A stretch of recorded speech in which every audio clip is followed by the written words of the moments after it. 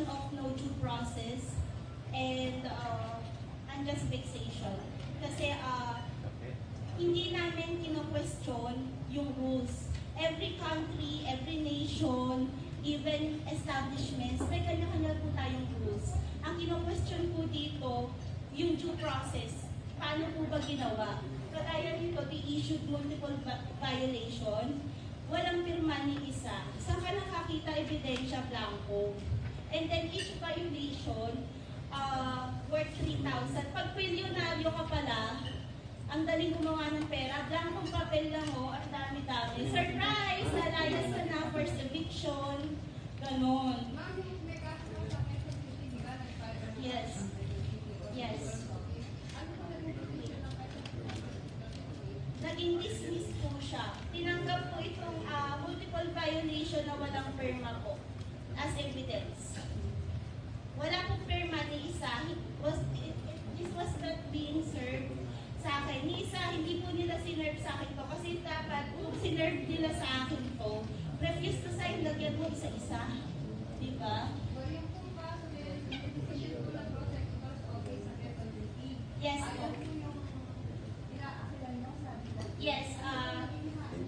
Hinain ko po ito sa DOJ dahil even paupa, petition for review siya. Kasi even yung paupa, lesser lessee agreement, binawal nila. So bakit ka pa bumili ng condo under your name, may titulo ka pa under your name, bawal ka rin magpaupa. Tapos tinanggalan dun sa attachment, dun sa DOJ, filed sa DOJ, meron din tinanggalan ako ng rights. Dahil nagkasakit ako, may rekomendasyon ng doktor, no exemption, no one is above the law except SMDC po ba?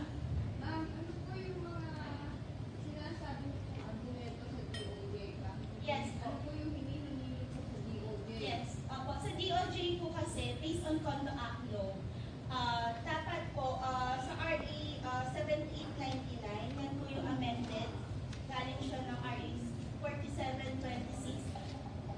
Bago magkaroon ng rules, policy, or magpalayas, dapat magkaroon ng majority of wins. Botohan ng lahat ng unit owners.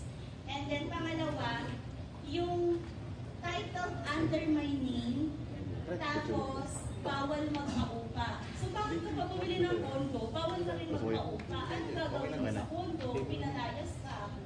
Pangatlo, yung under your name, titled siya, then kinancel yung rights mo as a unit owner.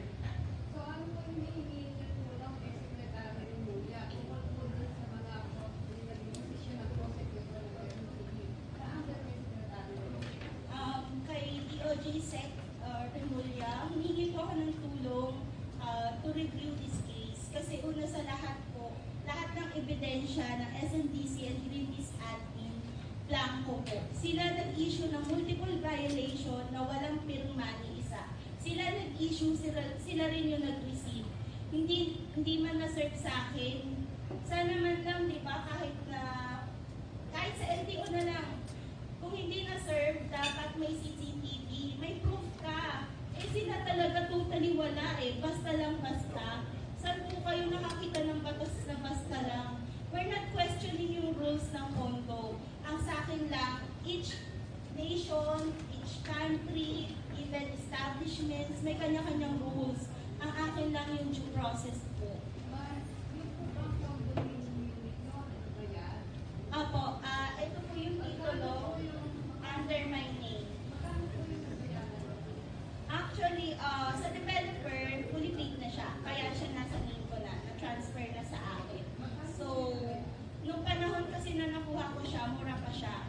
And then discounted ako ng malaki. Ngayon po, tumaas na yung value, market value niya, nasa 6.7 million na. And then yung unit ko, top, nakahiwalay po ako sa lahat. So kung halimbawa bubuho ang building, ako po yung mabubuhay, nasa akin po yung mga poste. Pangalawa po, kung may helipad ka o helicopter ka, sa akin ka rin nababagay kasi pagbukas mo ng pinto mo, sa akin ang baba mo. Nakahiwalay ako talaga sa lahat. Dalawa lang kaming nakahiwalay dun sa lahat. And then amenities po. Pwede niyo po ba kayo actually petition for review ng DOJ? Kailan niyo po ba isinasin sa Ano po? 18, 2023.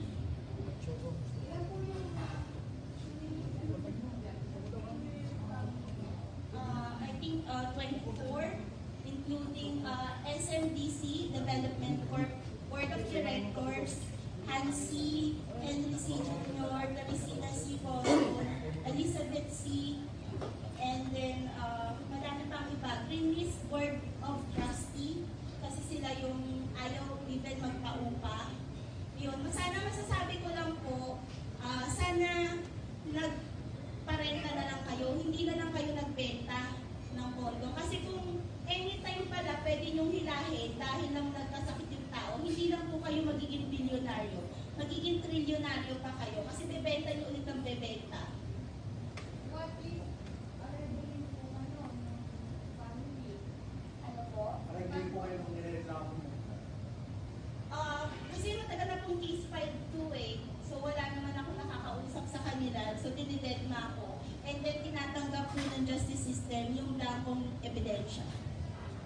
Pwede nyo po bang ilahat kung paano po kayo pinagis doon sa condo ni Dino? Actually sa condo, they issued multiple violation. Nung nakita ko siya, madami na siya.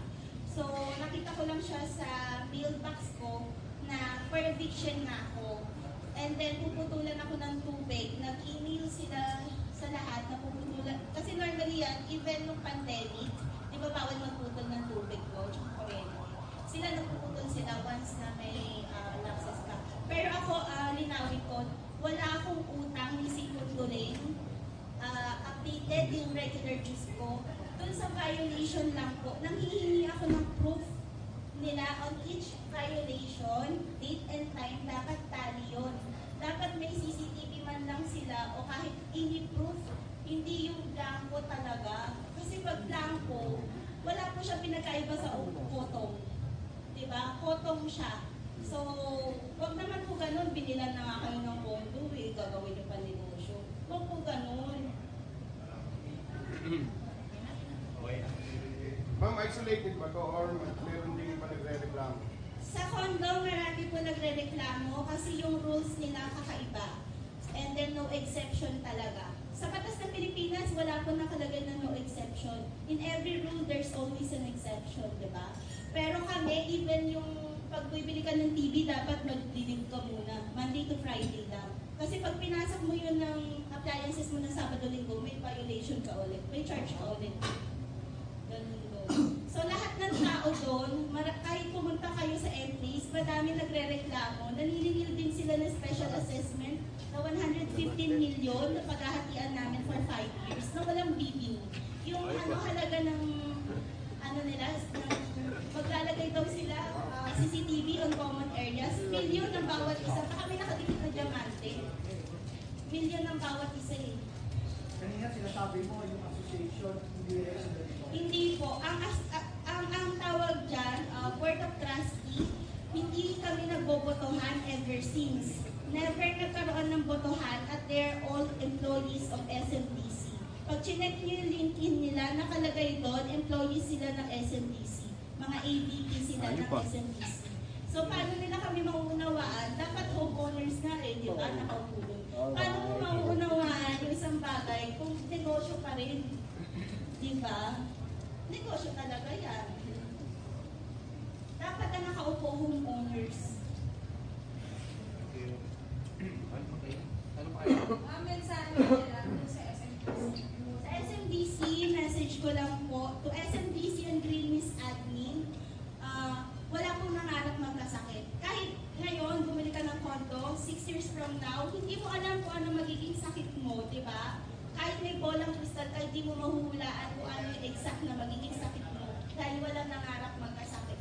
Ngayon, kung binabaliwala nyo yung rekomendasyon ng doktor, kahit severe pa, ano na to eh, life and death na to eh. Severe na nga yung nakalagay doon sa rekomendasyon. Kailangan lang mag-therapy. Ngayon, bawal kami mag-therapy. Pag kagaya namin mahihirap, bawal mag-therapy. Bakit kayo lang po ba may karapatang mabuhay? Kayo lang po. Pagkatulad namin, mamatay na lang kami. In the first place po, yung kondo, pinaghirapan ko yan, hindi lang dugot pawis. Literal na dugo, galing po ako ng public school, elementary, high school. scholar lang po ako, kaya ako nakatapos ng college. Kaya ako yung 6.7 million na yan, pinaghirapan ko po yan. Hindi ko yan ninanaw kahit ano pa. Sana po nagpaupa na lang kayo para anytime nyo palayasin, pwede, hindi masakit. Ang sobrang sakit po, magpapalaya sa sariling bahay, sobrang sakit. Naging PWD ako dahil sa inyo. Maraming salamat, naging PWD ako dahil sa inyo.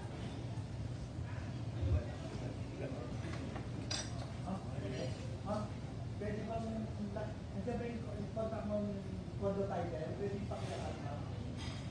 Ito lo? Oo, condo title, ma'am. Ito po yung titulo. Yung title po siya under my name. Matagal na po nabili. Year 2015 pa po. Hindi ko alam na magkakasakit po. Ang hinihiling lang po ay mag-pera. Bawal po pala. Ano po, mamatay na lang po ba? Pakisagot na lang po sana kung yun po. Kasi matagal ko nang sinabi sa kanila yan, hindi nila masagot. Kung sila rules nila, we're not questioning your rules. Yung due process po. Kahit ang Pilipinas, marami pong polisiya. Pero dapat susunod tayo sa due process.